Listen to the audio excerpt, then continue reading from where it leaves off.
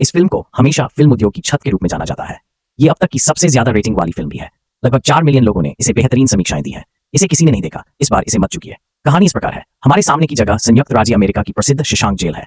कैदी आज खासे उत्साहित दिख रहे थे क्योंकि जेल में कैदियों का एक नया जत्था भेजा गया था। एंडी उनमें से एक है। जैसे ही कैदी एक एक करके कार से बाहर निकले, बूढ़े पक्षी भी उत्साहित होने लगे। उनके जयकारे उतने ही ऊंचे हो गए। नया कैदी जितना अधिक भयभीत और असहज महसूस कर रहा था। और यहाँ रेड ने अपने दोस्तों के साथ सट्टेबाजी का खेल शुरू कर दिया है।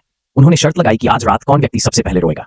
पहली रात जब कोई नवागंतुक जेल में आता है, इसे सहना सबसे कठिन काम है। रेड को एक नजर में ही टीम का सबसे कमजोर सदस्य एंडी पसंद आ गया।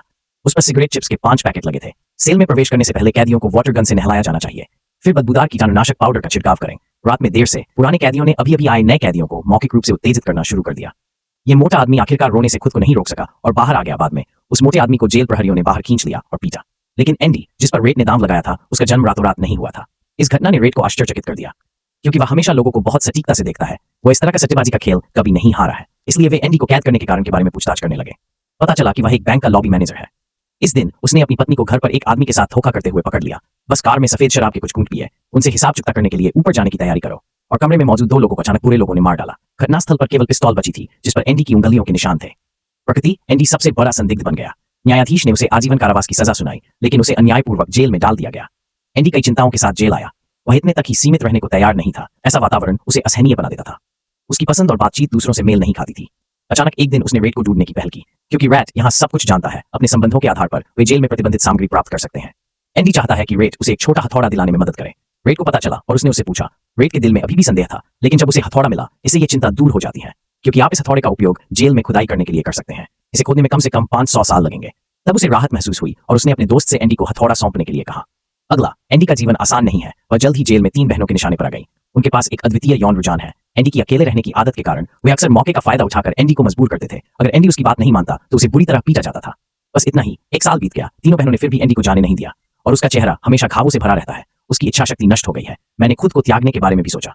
बस इतना ही। उन्होंने एक और सर्दी झेली और अगले वर्ष के वसंत में हुआ यूं कि एंडी को अपनी किस्मत बदलने का मौका मिला। वार्डन को छत की मरम्मत के लिए कुछ कैदियों को ढूंढना होगा। रेड ने जेल प्रहरियों से संपर्क करने के लिए युक्तियों का उपयोग किया। उसके सभी मित्र सफलतापूर्वक चयनित हों। वैसे मैं एंडी को भी अपने साथ लाया था। जब वे बंस पर काम कर रहे थे, एंडी ने जेल प्रहरी की बातचीत सुनी।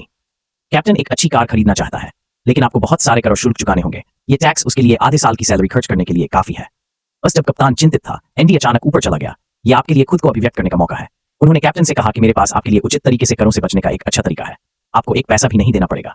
शर्त यह है कि सफलता के बाद मैं अपने दोस्तों को ठंडी बियर खिलाऊंगा। क्योंकि एंडी एक बैंक में काम करता था, इसलिए कप्तान ने उस पर विश्वास करना चुना। तब ऐसा हृदय विदारक दृश्य बाद में घटित हुआ। 1 दर्जन कैदी सूर्यास्त के नीचे बैठे और सफलतापूर्वक बर्फ ठंडी बियर पी। एंडी वहीं बैठा रहा और हंसता रहा। सभी कैदियों को लगा कि एंडी कैप्टन की चापलूसी कर रहा है। केवल रैट ही महसूस कर सकता है कि वह हर किसी को उनकी लंबे समय से खोई हुई स्वतंत्रता वापस पाने में मदद कर रहा है, भले ही ये कुछ मिनटों का ही क्यों न हो। वापस जेल में एक मित्र के रूप में रेट ने एंडी को एक बड़ा पोस्टर दिया और यही वह पोस्टर था जो एंडी के लिए जेल से भागने का एक शक्तिशाली उपकरण बन गया। ये 3 व्यक्ति शशांक पर्यवेक्षक हैं। उस रात उसने एंडी को फिर से परेशान करने के लिए पाया। वे कभी सफल नहीं हुए। उसने एंडी को गंभीर रूप से पीटा। उन तीनों को नहीं पता था कि एंडी अब कैप्टन के सामने बड़ा स्टार है। कप्तान को खबर पा चलने के बाद हुआंग माओ, जिन्होंने नेतृत्व किया, ने एक गंभीर सख्त दिया। सीधे उसका तीसरा पैर तोड़ दिया। अब से किसी ने एंडी के साथ दोबारा खिलवाड़ करने की हिम्मत नहीं की।